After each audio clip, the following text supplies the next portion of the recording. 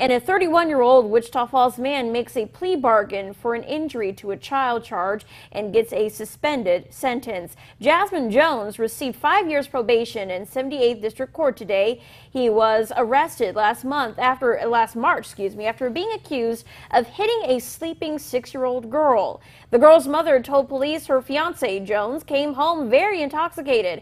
After leaving for work, she said her mother checked on her daughter and was told the girl had a swollen cheek and dried blood on her nose, face, and clothes.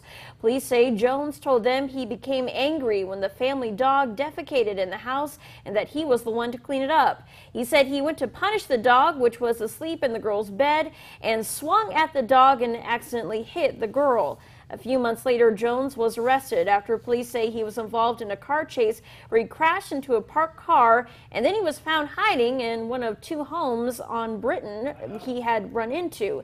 Police say his driver's license had previously been suspended until the year 1999.